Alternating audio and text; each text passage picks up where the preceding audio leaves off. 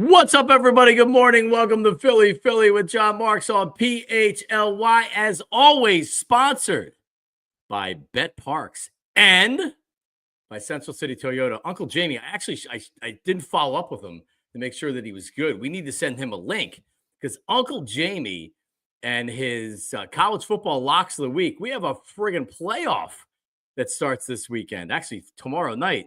So Uncle Jamie's going to join us here. We'll get his locks of the week for college football. Really a lot to talk about. Yes, I am home today. My voice actually sounds pretty good. I'm sure I'm going to be hacking up my lung, but COVID was introduced to my house yesterday, we learned, with a positive test. And also overnight, I just completely wiped out. I honestly, because there's flu, I also tested positive for strep throat yesterday when I went to the doctor or the Minute Clinic, because of course I can't get an appointment at my doctor. So I have to go to the Minute Clinic. But yeah, so I tested positive for strep throat. That is the third time since the middle of October. And the last time I was there and I had strep, I said, don't you think you should give me a different antibiotic? No, it's been long enough since your last positive test. We're going to give you penicillin again. And I'm like, all right, give me penicillin. So it's clearly not killing it. So yes, I'm positive for strep throat once again. And now I don't know. I may have the flu. I may have COVID. I don't know because I have a high fever. And right now I am sweating through my sweatshirt. But enough bitching and complaining, because that's not why you tune into the show. You tune into the show for dynamite sports analysis from me, Jon Marks, and from Tyler Zulli. And damn it, that is what you're going to get today on the program. Like a lot of people, now the focus is, all right, with the Eagles. Now the focus is, okay, Lions lost.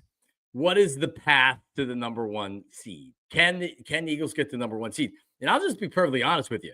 I'm worried about this weekend's game because the Eagles have looked great. They've looked really, really good. They've won 10 straight games. You don't remember the last game that they lost. Tyler, when was the last game that they lost, the Eagles? Because really, if you take that Falcons game out of it, which was a Saquon Barkley drop, they've one loss this year. When was the last game they lost? Yeah, the Bucs game. It was the Bucs. I didn't even know the answer. Before the bye, yeah. Yeah, so it's been so long. This team has been rolling.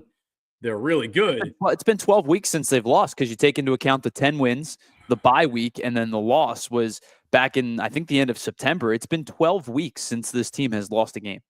Wow. That's all, like, pinch yourself, ladies and gentlemen. Pinch yourself. This team is that good this year. So now the focus goes on to be, all right, a win on Sunday clinches the NFC East. And I'm really surprised they haven't clinched it since then. But Washington has been finding ways to win games here. They did it again last week. Really, like the Saints had a chance to win with a 2-point conversion, and that's the Saints team playing with their backup quarterback. I'm not telling you that I want the Eagles to lose this week, because I don't want the Eagles to lose this week. I want them to win, and I want them to be the number one seed. I don't know, man. I don't feel great about this game. It feels like everybody's just overlooking Washington as we now position ourselves towards the playoffs. And not that the players are doing the same thing, but I've always believed that when the public is overlooking, maybe the players are overlooking a little bit too. So they're on the road. Traditionally, the Eagles have that's a tough place to play down there. So I'm not overlooking this week's game.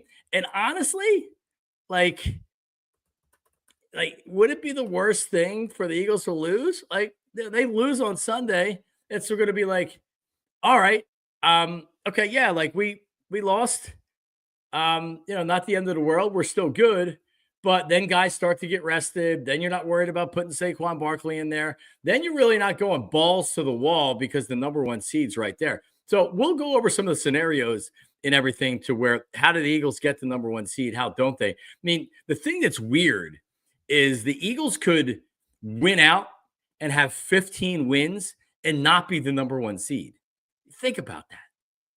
A 15-win team, it's depending on what happens with the Vikings and the Lions. That loss by the Lions opens up the door for the Vikings because the Vikings aren't losing games. So the Vikings could be the number one seed. And the Eagles could have 15 wins and be just sitting there, like, what the hell happened? And let me tell you something. I'm not worried about it in the slightest bit. It's out of the Eagles' hands. If they win out, they could still not get it. If they win out, they could get it. But overall, this team is built to win in the playoffs. Bottom line, this team is built to win in the playoffs. And from offense to defense, and we've talked about this kind of over and over again, but like this team has a defense, all three levels, line, linebacker, secondary. They're built to win. Their offense, offensive line, wide receivers. Even Kyle Katera looks pretty good as a tight end. Quarterback, running back, even Kenny Gainwell. Like you've seen Kenny Gainwell really step up here and be unbelievable. So, like this team, whether or not they get the number 1 seed or not, I am not worried about it. If you have to go to Detroit and you have to play an NFC Championship game, then bring it. That is going to be one hell of a game. So I look forward to it. But the path to the number 1 seed, yeah, and Brian Robinson said they're the better team, which, I wouldn't want my players coming out publicly and saying that because they're clearly not the better team, but they have confidence that they can win down there. Like, okay, we'll see. By the way, that place is a toilet, FedEx Field. Tyler, have you ever been down the FedEx Field for an Eagles? I haven't, and quite frankly, I don't have any interest. Like, I am the type of guy, like, I want to get to every MLB stadium. I've been to a handful, and I would say I've been to one of the best. I think Camden Yards is one of the best MLB stadiums across the league. It's the first of its kind. It started the throwback stadium. 30 plus years old now. We're pretty lucky. Awesome. Citizens Bank Park is a great stadium as well. I've been to what I believe the worst Major League Baseball stadium, which is Tropicana Field. It is a dump. It's basically a glorified gym. I've been there too. And I would rather spend a day at Tropicana Field than I would at FedEx. It's that bad. Yeah, I was for the World Series in 2008. I was at Tropicana. Think about that. That's 16 years ago. Yeah, and it was a toilet then. Oh, it's a dump. The old Shea I say that in unfair now, because obviously circumstances now. It's they've got forget about now. That place got a lot of work to do. Dump. Oh yeah, they can't even play in it. Right. They have a lot of work to do to repair it. So it's unfair to take pot shots at it now as it's, been under hurricane problematic. It was problematic with the hurricane, but prior to that, I should say. Yeah, the old Shea Stadium. I went up there the last year of Shea Stadium because I'd never been there. So I was working, I guess it was still 950 at the time, but I went up with Meredith Marakovitz, who now works for the Yankees, now works for the Yes Network and does the stuff for the Yankees. But we went up, we took the station had a Hummer at the time, a 950 Hummer. That dates it, right? But so we went up and you guys only stopped to get gas like 4 times, right? Don't make me laugh. But so we walk into Shea Stadium and literally the bathrooms are flooding. So whatever the media entrance we came in, when you first come on the concourse, the bathrooms are not only flooding, it's like raw sewage flooding. Yeah, that's disgusting. And it's like, oh my God. Now I say that because if you remember, either it was last year or the year before, there was raw sewage that was flying out of a pipe at FedEx Field, which is terrible. But it is still a fun trip. So people that want to go down there and maybe see the Eagles win the NFC East, and it won't be as easy to get tickets. Every time I've ever been down there, my wife actually took me down on my birthday one year, and it was the year before Chip Kelly got fired. So it was the game that they lost that eliminated them from the playoffs, even though they ended up having 10 wins. But they were so pathetic. They were just like laughing along at how bad they are, but not anymore. This is a good team. Yeah. So, yeah. I mean, they've put together a defensive line that's primarily first-round picks. The quarterback has been exceptional this year. I think Jaden Daniels is their guy. I don't think there's any question that he's their guy. Terry McLaurin's been good for a while now. It's Brian Robinson's a good young running back. The offensive line has played well at times this season. They're not a bad team. Like, I think that, you kind of have that feel of, it's Washington and terrible organization and just poorly run and dumpster fire stadium. This is not a bad football team. It's a very good football team who I think probably will continue to get better. Again, it's a first-year quarterback. They've got a window where if they can improve, especially with Jaden Daniels on his rookie contract, they could add some pieces this offseason. I don't know what their cap number looks like, but I'll take a look into it. it's not a bad Washington team by any means. They haven't accidentally won 9 games this year. They're pretty darn good. Yeah, and the cap is nonsense anyway. They accidentally won the Bears game, right? That was the Hail Mary was one thing. But all right, so 7 or 8 of their 9 wins have been pretty legitimate. For sure. All right, we'll get into more of that and everything else. But let's do this because I'm clearly under the weather today, as almost everybody is. It seems like across the area. But let's get to Tyler Zulli. He has the headlines for us this morning.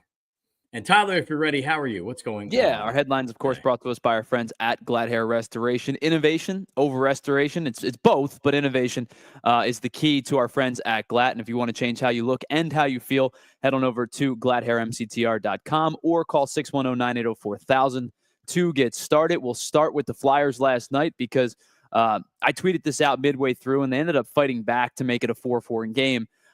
But the feel of yesterday's Flyers game was sloppy turnovers in the neutral zone, sloppy turnovers in the defensive zone, and Sam Harrison wasn't particularly good, but he was left out to dry a lot. Detroit scored twice on either a 3-on-1 or a 3-on-0 after a poor turnover trying to get into the neutral zone. Defensive passing was just awful. The zone clears were not very good. Flyers lose this game 6-4 to the Red Wings. Sean Couturier with 2 points, obviously a handful of players with a point apiece because they did score 4 times. Sam Harrison, again, I felt like he wasn't great, but he got left out to dry a little bit. He had a flurry of saves early in the game. He was probably the only reason it was 1-0 at the end of or 1-0 at one point. But really unfortunate series. They just did not play well yesterday. Yeah, and the fact they didn't play well, and like you had said, they battled back. This team fights, man. It's the one thing we've seen. They're competitive. Not a lot of games they're not competitive in. And, it didn't – early last night, it didn't look like a win. So, they got back in it. They still have a lot of work to do here, the Flyers. But, it was a competitive game last night. Yeah, back at it tonight. Quick turnaround. They're home against the LA Kings. That one dropped. The puck drops at 7:30. So, kind of like, when we talk about baseball, best thing about baseball is there's a game tomorrow. Worst thing about baseball is there's a game tomorrow. So momentum only takes you so far. Well, for the Flyers, maybe they can put this one behind them and play much better tonight when they take on the Kings at home. All right, very good. Some other news, baseball. I know you've been itching for Phillies news and baseball news. One player that I guess has semi been linked to the Phillies because he's a third baseman and he's reportedly on the trade block is Nolan Arenado. According to reports, Nolan Arenado actually was on the cusp of being dealt, but he used his no trade clause to block a move to the Houston Astros recently. I guess as recently as this week. The Astros tried to grab him after they moved Kyle Tucker. Alex Bregman, obviously, is their longtime third baseman. He's a free agent. They said that they're trying to get something done with him, but nothing's been done yet. He wants more years and more money than what they're willing to offer. But Nolan Arenado seemingly blocking a trade to the Houston Astros from the Cardinals. So Ken Rosenthal was on, I don't know if it was a podcast or one of the MLB Network shows or whatever, but Ken Rosenthal goes on there and he still expects Bohm to be traded still. Yeah, surprising. I was shocked to hear that. So it's either one of two things. One, he has information and he believes it's still going to happen. Or two, he's out of touch. Because if it's one, okay. I know that they wanted to mix things up and they didn't want to come back with the same lineup. My read on the situation is it seemed like he said it because he said, well, Dave Dombrowski didn't want to come back with the same team. Okay. I know he didn't want to, but that doesn't mean you're going to say, okay, well, we have to make a trade to make a trade. Dave Dombrowski's, you don't stick around in baseball this many years when you make dumb decisions like that. Not every decision you're going to make is good. Look at the trade deadline. But I don't believe that they were going to trade Alec Bohm just to trade him.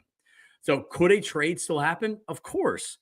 But I don't get the sense that, I would say there's a better chance he's with the team than he's not with the team. I tend to agree, and I've been feeling that for a while now. They're not going to make a move just to make a move. I think you're 100% correct there. Arbitration numbers are good. Offensive productivity was good. Yes, the slip was there in the second half. The injury was there. Maybe he needs to grow up a little bit feel is certainly fair to criticize. So like the slamming of the helmet and the pouting and whatnot really is not emblematic of what a professional ball player should be doing on a nightly basis. But I think it would be short-sighted just to move the guy.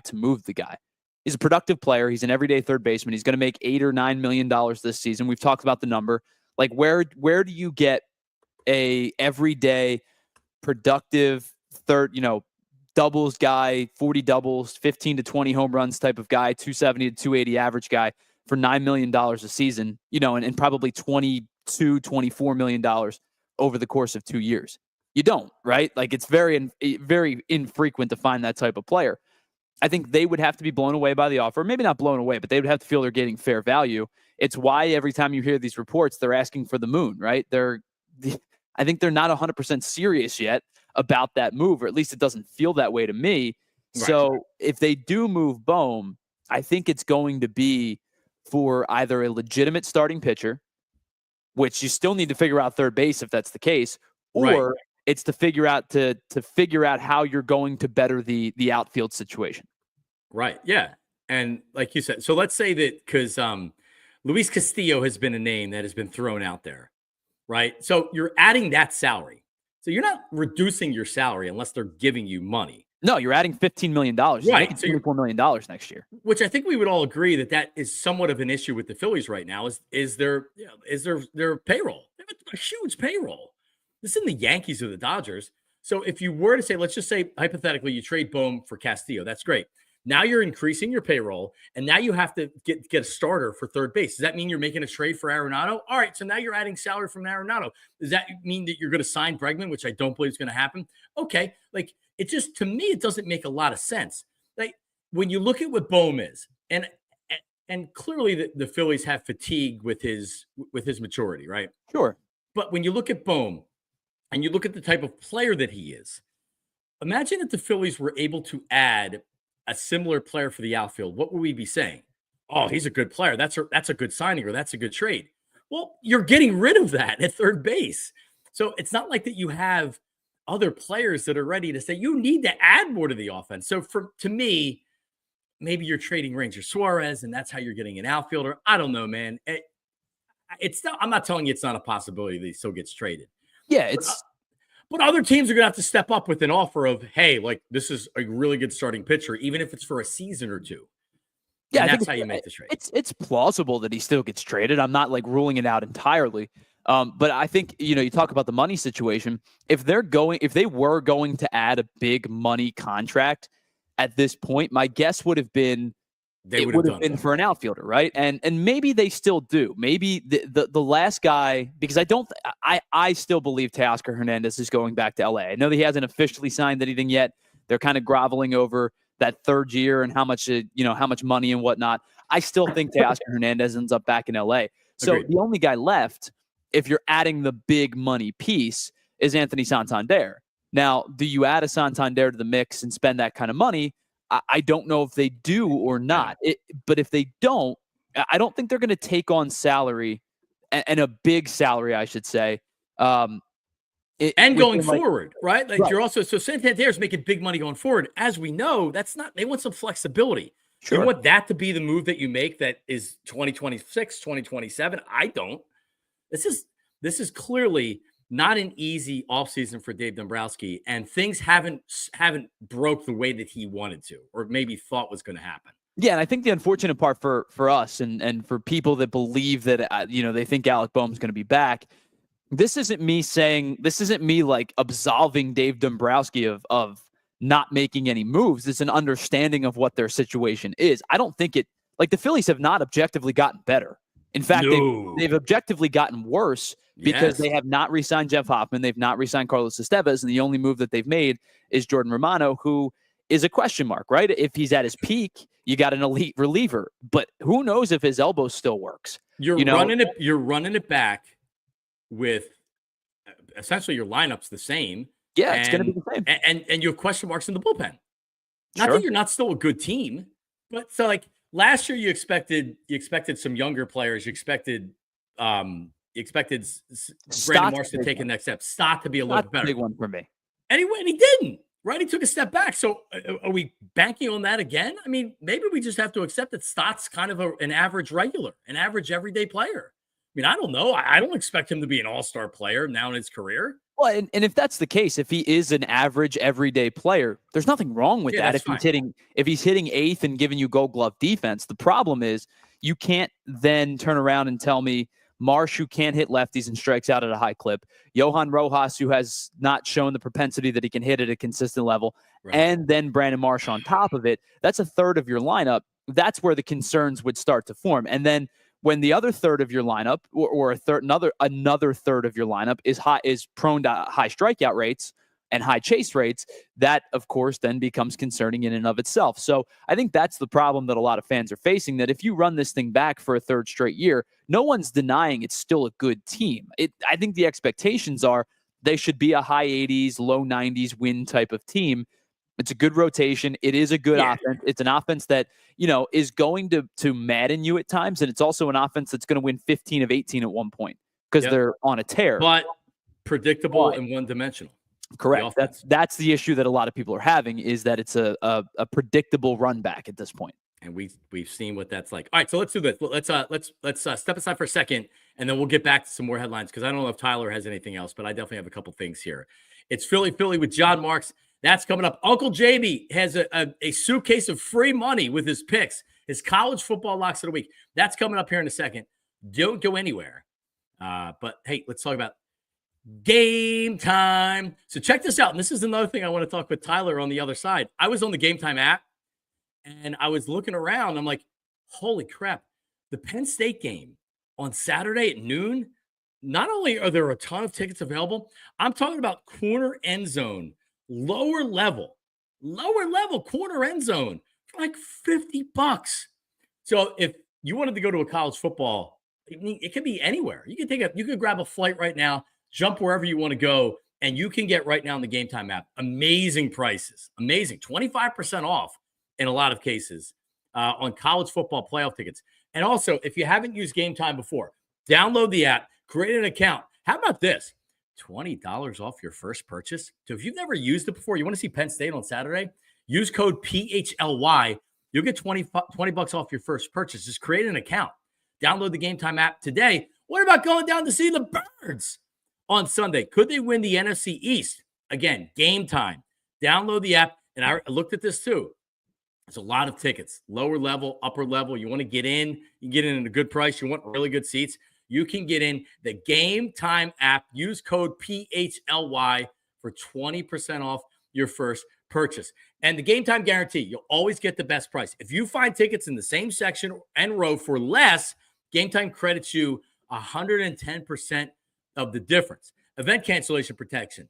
You don't have to worry about it. Full refunds when they're canceled and not rescheduled. And 24-hour return guarantee. You can return your tickets within 24 hours from the time of purchase for a full credit to your Game Time account. No questions asked. Again, take the guesswork out of buying tickets with Game Time. This app is unbelievable. Like I was talking about with FedEx Field, there's a lot of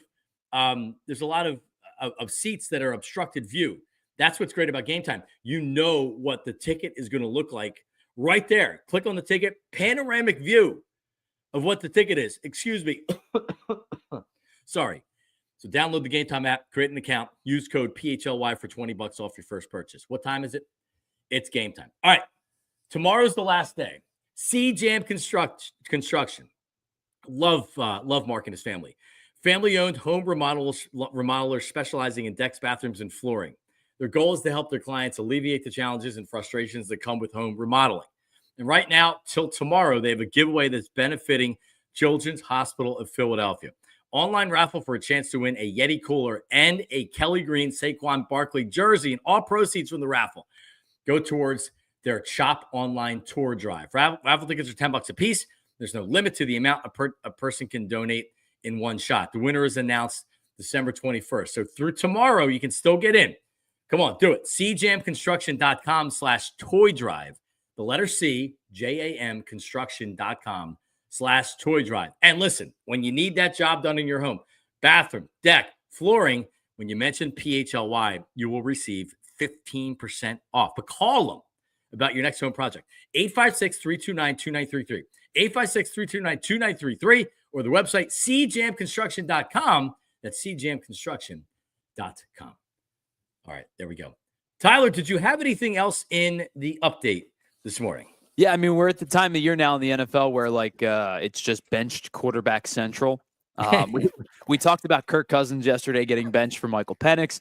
Some of the other quarterbacks who have been recently announced that they are going to the bench is Will Levis. No surprise there, as Mason Rudolph is going to get the start. Will Levis says he still believes he can be a franchise quarterback. I don't know if that franchise exists in the UFL, but he believes he could be a franchise quarterback. And then Jameis Winston for the Browns has been benched. They're going to start Dorial Thompson-Robinson this week. He says he hopes that he can show the Browns that he can be the quarterback number 1 in 2025. But a bunch of different quarterbacks getting benched this week for some of the bad teams of the league. Yeah, just a couple of weeks ago, I even mentioned this on the show. I think it was last week. They were pitching, oh, Will Levis is definitely still our quarterback of the future. Because when you're a crappy team and you have a high draft pick, well, I mean, normally you take a quarterback.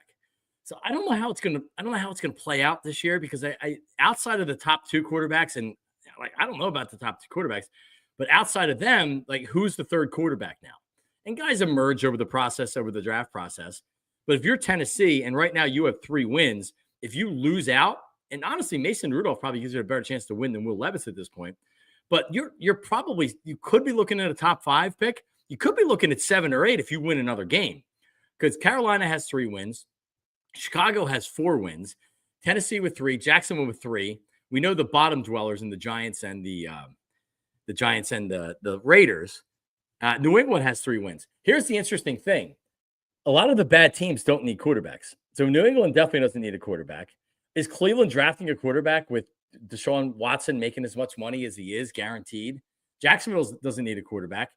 The Bears don't need a quarterback. Carolina probably at this point doesn't need a quarterback. So you may see a lot of movement in those top picks outside of 1 and 2 to go up and try to get a quarterback. Yeah, and I think they're going to cost a lot to move those picks. And the thing with the Titans, I know we crap on Will Levis all the time, and probably rightfully so. He's not very good.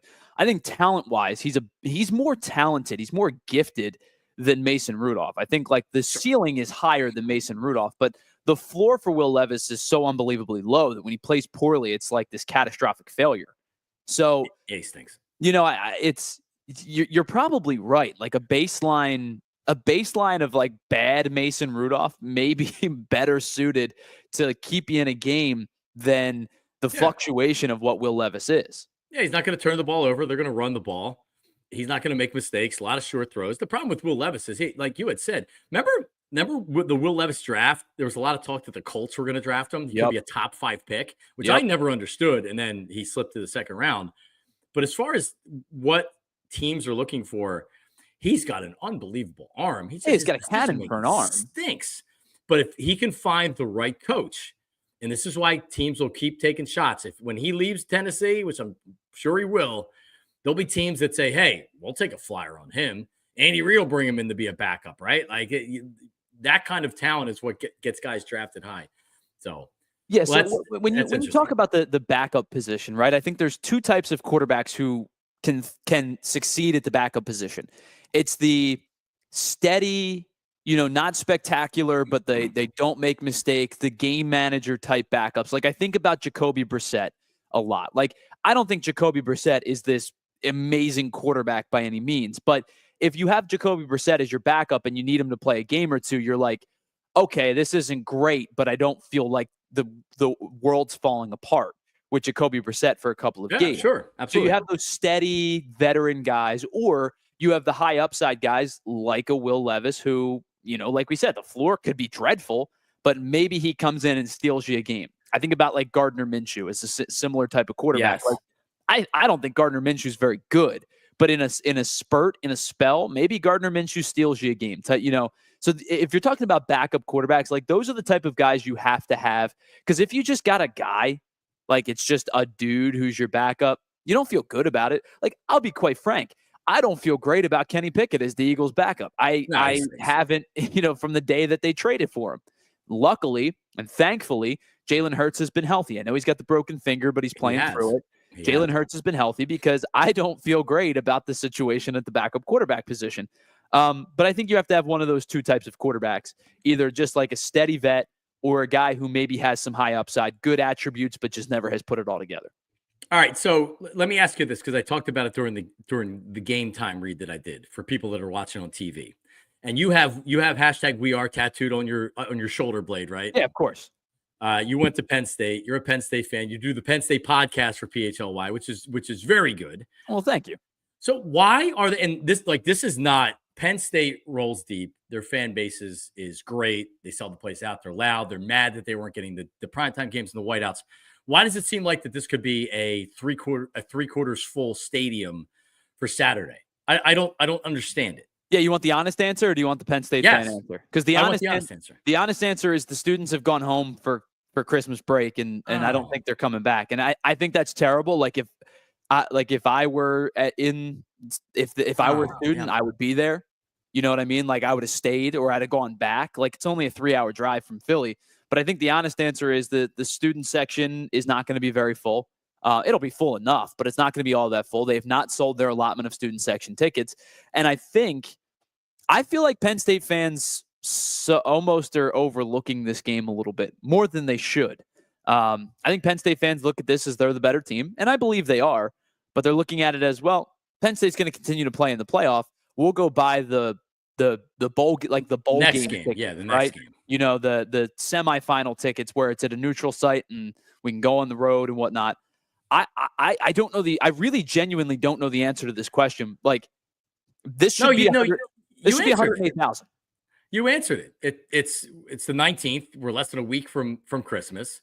So the 21st is the game. I mean, like you had said, Tyler, I mean, honestly, I have no connection to Penn State other than I had a lot of friends that went there when I first graduated from high school, and I used to go to the games all the time. And it's one of the best atmospheres and the best times I've ever had in my life. I'm even like looking at the price of tickets, and I'm like, you know what? If my kids were a little bit older, because I have friends in our mom and dad group of their friends at school. There's some Penn State people in there that go up to games. I mean, like right now, I'm on the app right now. I wonder if it's still there. Your lower level end zone for $59. Yeah, I think that the second problem too is Penn. You know, obviously you've been to State College plenty of times. It's a small town, right? And there's not a lot of lodging. It's a small window of and it's a pain in the ass to drive up for just the day. It's a 12 o'clock game. They're charging ridiculous amounts of money, and I have read in some places they are requiring 2 nights of stay. So that may be a detriment to a lot of people too, who normally stay, and it's, you know, they come up on Saturday morning, they stay Saturday night, they go home Sunday morning. That could be a detriment.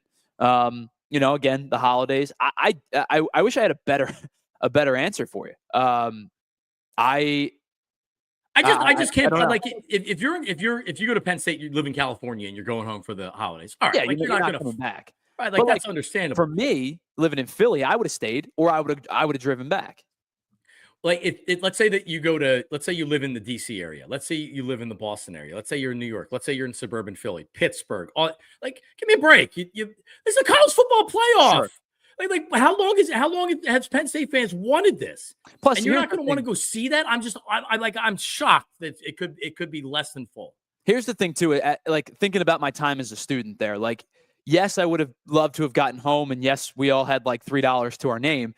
But if you would have said, "Hey, Tyler, you're gonna you spend an extra week because you're done classes, you're done finals, but you're spending a week at State College with your best friends. What are you gonna do?" Well, we're just gonna go party for a week straight and then go to the game. We would have all signed up for it. Now, I can't speak for every Penn State student, but like my circle of friends, we'd have all stayed. Is there lodging that you can stay through, like because I'm sure there's people that don't go home over the holidays? You mean the students? Yeah, can the students stay in dorms? Here's the issue. Housing on campus is only guaranteed, and that might have changed since I've been there, but when I was there, housing on campus is only guaranteed for freshmen. Yeah. They like really encourage you to move off and have apartments and stuff. So I only stayed on campus my freshman year, and then my buddies and I all had apartments together. Sophomore. Yeah, you live in Cedarbrook or Beaver Hill or whatever. You just stay at your apartment for it. You go home on the 23rd. That's the thing. You have rent, right? You're paying rent anyway. I could have gone home. All right. Well, and Jamie's going to come up. Uncle Jamie's coming up here with the picks. How do you feel about the game, man? Because you're an honest Penn State fan. You've been like, you didn't think they were beating Oregon. No. ended up being a closer game than a lot of people thought. I thought they were very competitive, but you do feel good about this game. Yeah, I do. I think they're better on both sides of the ball. I think this comes down to SMU's offense versus Penn State's defense. I don't think SMU's defense is going to be particularly strong against Penn State's offense. I think they're a really good run defense. They only give up about 93 yards on the ground per game, SMU does. So if Penn State can gash them on the ground early, I think Penn State can put up some points because they're not a very good pass defense. They give up almost 240 passing yards a game. So it comes down to, Kevin Jennings and Brashard Smith. They're the quarterback and the running back duo for SMU that have combined for like 4,500 yards between, on the ground and through the air. I think SMU spreads the ball out pretty well. They have like 7 different guys who have 300 plus receiving yards. It's a good offense. It's a very good offense. The tackles are okay. The interior offensive line is really good. Kevin Jennings has only been sacked like 10 times this year. I would say that this is going to be, I think this is a close game at half. I think this is a 1-score game at half, and I think Penn State pulls away in the second quarter or the second half. I have them winning this game by 10. I have them winning 31-21. But I think it's going to be a good game. Man, I'm just looking at these seats. I'm in the Game Time app, and you'd see exactly the panoramic view. God, I would love to see one of these games. Yeah, for sure. All right, that's awesome. All right, Uncle Jamie's going to join us coming up here in a few minutes. Also on the other side, we played sound yesterday from Jay Glazer talking about this great story of Dom and Brandon Graham going over to visit Jalen Hurts during the bye week, which has been refuted by everybody. Interesting. We'll talk about that coming up here in just a moment. This is Philly with Jon Marks. Uncle Jamie, free money coming up next. Uncle Jamie's college football locks of the week coming up next. Don't go anywhere. All right, Ace. So obviously there's an Ace up the street for me, so I'm in there. Even though I can't fix anything, still you like to go into a hardware store and feel like you're like a guy. You're like Tim Toolman Taylor. You know what the hell you're doing. But I'm probably buying light bulbs or some kind of bug spray or weed killer or something like that. But Ace Hardware Home Services. So what do you do if something goes wrong in your house? What do you do if you need electrical work? What do you do if you need plumbing? What do you do if you have an HVAC problem? Maybe you've just moved into your house. Maybe you don't have somebody, right? So if you don't have somebody you trust, acehardwarehomeservices.com. You can get started on your next project, whether it's repairs to whatever, right? I mentioned plumbing, heating, cooling, residential maintenance. Maybe it's just seasonal maintenance, right? Like I know that I have my HVAC serviced, like before the fall, before the summer, right? Got to take care of your things. Maybe upgrades. Maybe it's installation services. They offer that as well. You're getting a new fridge, but you need somebody to put it in. Emergency services are available for when you need them the most, and service you can trust and satisfaction guaranteed. They will make it right no matter what. So visit Ace Hardware Home Services online. Ace Hardware Home Services. That's acehardwarehomeservices.com. All right. How about giving the gift of headline entertainment this holiday season? That's right. Bet Parks Casino. You can see I'm wearing the Bet Parks hat today. You can purchase gift cards for concerts and comedy at the Excite Center. How about dinner at the Liberty Bell Beer Garden, the Parks Grill Steak, and more? All at Parks Casino. That's my casino of choice. Parks Casino, this is how you win. Pennsylvania's #1 casino, right in the Philly burbs, less than 2 hours from New York, so close to South Jersey, North Jersey, and Delaware. And tickets are on sale for these headliners. All right, I think Tyler's getting this for Christmas. Larry the Cable Guy, May 16th. Ron White, a second show's been added, March 20th. Country artist Cole Swindell, February 7th. Parks Casino gift cards for the holidays right now. And Shaggy. This would be a fun date night with my wife. That's January 18th. And so many different acts. I mean, seriously, one of the best. I know Sublime was there at the beginning of September. That's a big one. ParksCasino.com. You can buy tickets for all the shows. And again, you get the gift cards. Parks Casino, this is how you win. Enjoy dinner and drinks before the show. Liberty Bell Gastropub. Amazing wings, amazing burgers. Parks Grill Steakhouse. So you go to the high-end steakhouses, that's what this is. Bamboo Noodle House. They have everything. ParksCasino.com. You must be 21. Gambling problem. Call 1-800-GAMBLER. Uncle Jamie's going to join us coming up here in just a second as we have all the games. Yesterday, Brandon Graham and Dom Jalen Hurts said that it was not true. Everybody involved said it was not true.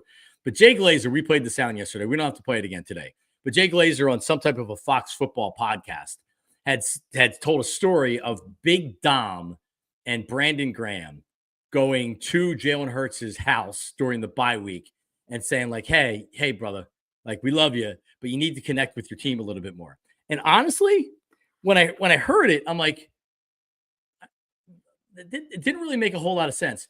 But I even had said yesterday, if true, and I don't have any reason to doubt it, because Jay Glazer isn't one of these information robots. Jay Glazer's not a pawn in the NFL. So an agent texts some information or a team texts some information and they don't vet it or they don't use their head to say, I wonder if this is BS.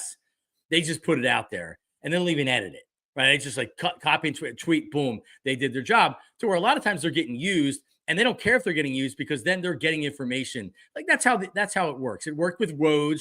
Woj was as dirty as anybody in doing that, right? Not proper reporting. You're just putting stuff out there. That's not Jay Glazer. Jay Glazer's never been that guy. He's not on Twitter 24/7, but he always has really good information. And honestly, he's got a really close relationship with Lane Johnson. So I don't want to do the source stuff. I don't want to do source wars and say like, oh, where did he get the information from? Where did he get the information from? But where did he get the information from? Jay's a guy that gets solid information from players a lot of times. So it doesn't mean that somebody would have texted him and say, hey, Jay, I got a nugget for you. And he gives them this. Like when you have a relationship with players, you're having conversations, you're calling to catch up. And sometimes it could be like, hey, like Jalen's playing really great. It seems like the team's getting along. And Lane, or I'm not saying Lane, but somebody may have said, hey, like, yeah, it was pretty interesting. Back in week 3, Dom and Brandon went over his house and they had a talk just because they wanted him to connect a little bit more. So again, they could be denying it. I didn't even really look at it as a negative story. Although when you put that information out there, now there's got to be questions like, well, what wasn't he doing right before or whatever? So I don't know if Dom or Brandon Graham went over there and they denied it. So we'll have to see if Jay Glazer has any comment past that. But here's what I do know. Whatever's going on right now, it's working. And this team has the look of a team that is pulling and pushing in the same direction, everybody. And they have the look of a team that is not going to be fractured at all at this point. It has the feel for 2017. The way the team is acting right now, this team has the look of 2017. All right, listen, we have some big games coming up this weekend, starting with tomorrow night. I love how they spaced this up. An ABC game, I think it's ABC and ESPN. Indiana and Notre Dame on Friday night. SMU Penn State, 12 o'clock on Saturday. Clemson and Texas. I hate watching Texas, and I hate Clemson. And then Tennessee and Ohio State, that's the 8 p.m. game on Saturday night. To discuss all of them, he's been printing free money all season long, live from Central City Toyota, Uncle Jamie and his college football locks of the week, as always, sponsored by Central City Toyota. It's Toyotathon right now. Get in, get a certified Toyota, get buy three, get the 4th tire for free. All the service specials that they have is available at centralcitytoyota.com. Uncle Jamie, how are you? Good morning. Good morning. You know, the big ruling yesterday in college football, the court ruled that quarterback from Vanderbilt can stay eligible through next year and not count his junior college towards his eligibility. So that's going to change the dynamic for a lot of players that do come from that route. And with NIL money being as it is, a lot of these kids want to stay in school and make the money. So sure, it'll be interesting to see how that changes the dynamic for college football going into the future. Yeah, it's one thing for players that are obvious draft picks and high draft picks. It's another for a player that says, hey, I can get $400,000 and I can come back. I can improve my draft status. Yep. And maybe I'm a 3rd round draft pick as opposed to being an undrafted free agent or a 5th round pick or a 6th round pick. Shedeur Sanders may make more money this year in college with NILs. Well, he's going to be a high 1st round draft pick, so he's going to make big money. Yeah. But you know what I'm saying? These kids are making real money. Why do you think Drew Aller is going to come back to Penn State? There's more than his desire to win a national championship. I think it's all about money, where his draft place would be, and how much money he can make at Penn State. So I think that's what you're going to be seeing. And Colorado's getting an NIL transfer portal quarterback, and they have a top recruit on top of that. Number one portal recruit on defense, a defensive lineman. So, from Alabama. I mean, that program, because of what Dion brings to the table. I mean, I was looking at it last night. A lot of these programs, payrolls are over $25 million. I mean, just wait. North Carolina with Mike Lombardi and Belichick down there. What are they going to bring? Well, by the way, that number's not going to go down. The salary cap doesn't go down in football. No. Unless there's some type of regulation, which it could be happening here. And I think we need some type of regulation because you see the backup for Penn State's got to leave the team before the college football playoff because they have the transfer portal open in December. That's insane. Yeah. Yeah. The portal, when the portal opens, is ridiculous. Look at what happened with Marshall. Army gets screwed out of a good bowl game because at 30 they lost all their players into the portal. I mean, it's ridiculous. They didn't have enough players to play. Nobody to play. So all right, well, let's break it down. Yep. Indiana and Notre Dame. I will say this is probably the game that I'm most looking forward to. I mean, Tennessee and Ohio State's a good game too. But I want to see Indiana and what their offense looks like against a very good Notre Dame team. Now, Notre Dame, it's in South Bend. They are 7.5-point favorites on Friday night, Uncle Jamie. What do you think? We haven't talked about Notre Dame all year long, right? And you watch Notre Dame. Everybody sort of forgot them after they lost that first game. The Northern Illinois game, and everyone forgot them, and they just kept winning all year. Service academies came in undefeated. They absolutely obliterated both service academy teams. I think Indiana. Once again, this Indiana team intrigues me. They throw the ball really well. The quarterback is good, but I just think Notre Dame, Riley Leonard, that defense plays really well. Great run defense at Notre Dame. That atmosphere, college playoff. I like Notre Dame in this game. 7 points is heavy, but it tells you something, all right? So 10-point game for Notre Dame. I like Notre Dame covering it. And I'm saying it at other places some. I guess it's 7.5. The over/under also. 9 of Indiana's 12 games have gone over. And listen, Notre Dame can score as well. So if that over/under is about. What is it? I don't even know. It doesn't even say what it is. 50, 52 or something like that. I like the over. I think there's going to be some points scored here. I do too. In the Army game, Notre Dame had a drive in the second quarter that encompassed the entire second quarter. So they can grind the ball. So both ways. So I just like their dynamic in this game. I like the setup. I like Riley Leonard, experienced quarterback. Big game like this. I do like Marcus Freeman as a coach. I think the team has responded to whatever happened against that Division 1A team. So let's see what Notre Dame can do. Big game, big name and a big game. All right. Well, at noon on Saturday, plenty of tickets still available, Jamie, for the Penn State SMU game. I saw that. Tyler was explaining earlier that the students are going home and they're not coming back up for the game. I'll be curious to see if it's like that everywhere. Because I can't imagine Texas is not going to have a sellout. No. It's SEC Nation. It's Christmas is football, and football is Christmas, right? So, this game, it's 8.5. What Penn State's getting. SMU in this spot, going up the Happy Valley. I think this is the type of game James Franklin always has his team ready to play. I think Penn State wins big in this game. I think they have every dynamic you need. I think the pass game, I think Aller coming back is going to have a big game. The run attack, they'll get it cranked up. I like Penn State big in this game. I do. I have it at 9 on the BetParks app right now. So Penn State -9. I would think not. I don't think it's a blowout, but I think it's a double-digit win. Yeah. And it sets up the next round for Penn State and SMU. By the way, the game is going to be on TNT because all the sports on TNT is always so fantastic. Oh yeah.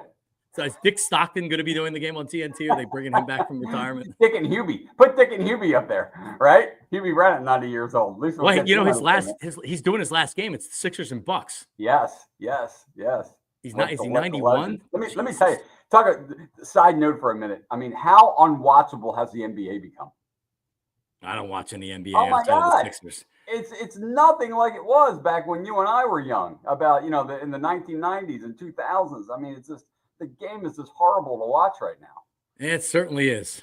certainly is. All right, so you like Penn State -9. All right, the 4 o'clock game again on TNT. So I guess TNT paid money. I didn't even realize this. I guess TNT paid some big money for the games. Clemson, who I have been saying all year, I don't think they're very good. And then every time I say that, they win a game. Yeah. So they win the ACC. They're at number 5 Texas. I don't think Texas is very good either. But so Texas is favored by, where are we? Texas 12 points. -12. Yeah. What do you think in this one? I agree with you about Clemson. Clay Klubnik has played well in some bigger games, the Clemson quarterback. They do have a pretty stout defense. Texas is a wild card. I've seen them play great. I've seen them just plod along. Quinn Ewers has not had a great year. Nope. They were talking about him being, the top 5 quarterback pick, and now he'd be lucky to be in the first round. Yep.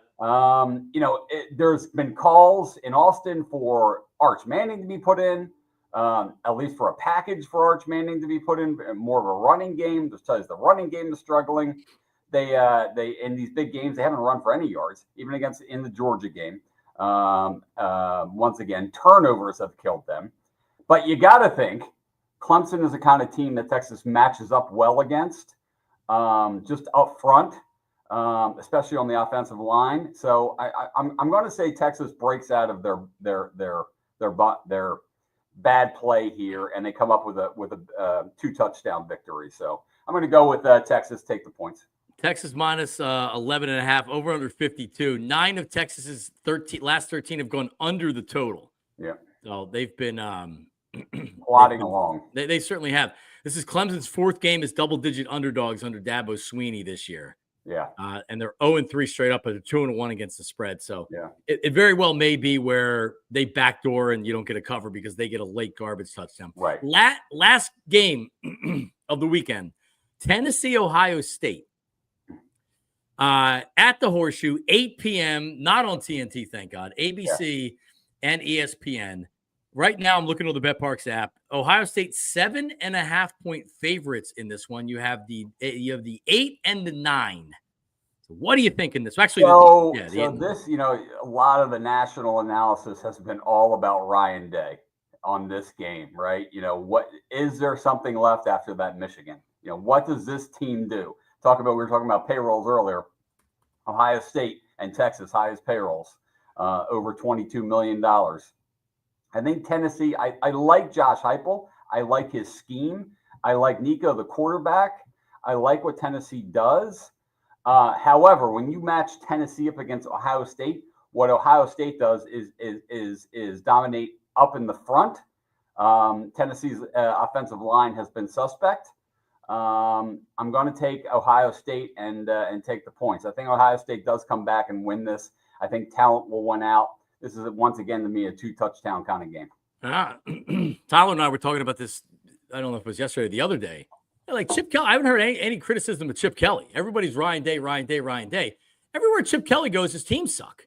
Yeah. And he comes as a high-paid offensive coordinator, albeit he took a pay cut to leave UCLA because he knew he was going to get crushed there. Yeah. And their offense does not look good. They've certainly underachieved. And, Chip Kelly's the offensive coordinator. He was supposed to be a guru on offense, and clearly he's not. The quarterback, McCord went to Syracuse, had a really good year for Syracuse. The quarterback play for Ohio State has not been great.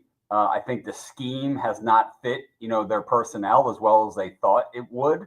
When you watch them, they have these spurts of activity and then they do nothing. It's either all or nothing with Ohio State. There is no consistency to the offense. And you remember when Chip Kelly was here in Philadelphia, that's what we used to get, right? You get these spurts of activity, and that's a hallmark of his offenses. I don't think they tailored the personnel to his scheme as well as they did, and I think that's hurt them in some of their play this year.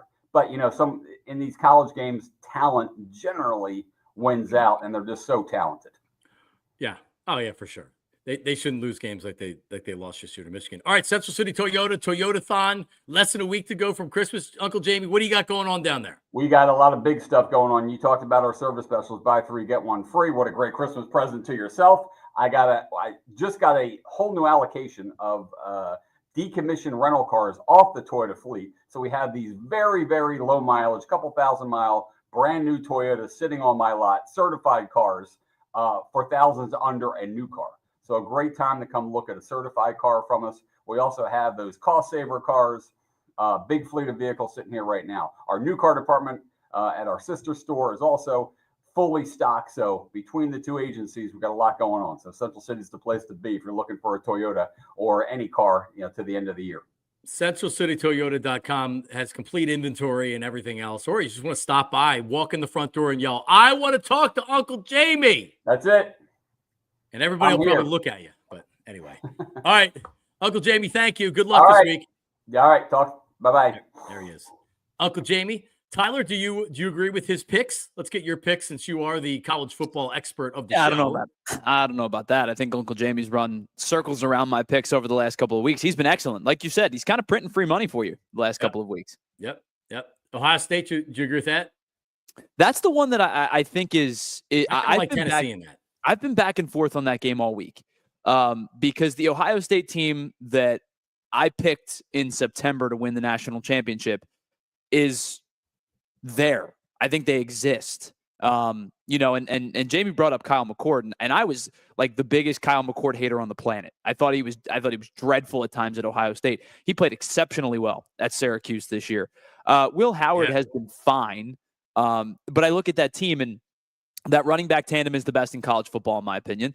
Travion Henderson and Quinshon Judkins are the best running back tandem in football. It's a good defense. It's a cornerback room that I think has drawn a lot of pass interference penalties this year and probably shouldn't have that many pass interference penalties. It's an offensive line that has multiple left tackle injuries and has sustained, for the most part, the team we saw against Michigan and the team we saw against like basically every other team this season. They're two very different teams. Right. I have no idea what this defense looks like against this Tennessee offense. It's a really good Tennessee team. By the way, everybody out there, if you're watching on TV, just go to allphly.com to watch the rest of the show. I think one of two things happen. Ohio State goes deep in this playoff run, or they lose on Saturday. I don't think they win a game and then lose a game. I think they're talented enough to make a very deep run in the college football playoff. I also think they could get out in the first round. And, this gets ugly quick, and fans are calling for Ryan Day's job in the middle of the second quarter. I'm leaning Ohio State in this one, but the points are high. It's maybe I think I end up going Ohio State wins, Tennessee covers. That is where I'm going. I'll take Tennessee plus. I'll take Tennessee plus the points. It's a lot of Clemson and Texas. I hate both the teams. I want to see Arch. By the way, how does Arch Manning not leave? He's not going to be a starter next year. Don't you want to play? I wouldn't count that out just yet. I wouldn't be stunned if Texas turns to Arch Manning. I think Quinn Ewers is going to be a starting quarterback somewhere else next year. That's a good nugget. That's just my opinion. I have no insight, no thoughts. I think Texas is ready to turn the reins over to Arch Manning, and I think Quinn Ewers is going to end up being somebody else's starting quarterback next season. All right. Well, listen, we're back tomorrow. By the way, the show's at the Reading Terminal tomorrow. And a different time, by the way, 9:00 tomorrow. 9:00. Now, I'm going to do my best to make it, but I will say that with the sickness that's going on in my house and how I felt this morning, we will have to see. But Jamie Lynch is scheduled. Is Jamie okay? Is he getting off is he out of bed yet? Who knows? I have no idea, to be honest with you. Man. All right. Well, we'll be at the Reading Terminal tomorrow. We are all listed as limited participants in practice this morning. Jamie has not participated in. He's been Jamie Lynch has not. He has not participated in practice. He did the DMP. I'm limited, so we'll see. But yeah, it's going to be fun. Reading Terminal. Anthony will be there. We'll be there all the way through the afternoon as well. So it's going to be a lot of fun. Shout out to everybody that tuned in this morning. Thank you very much. All of our mad chatters and everybody else. We'll be back tomorrow at 9 a.m. So remember, not 8 a.m. tomorrow. 8 a.m. Philly with Jon Marks. See you.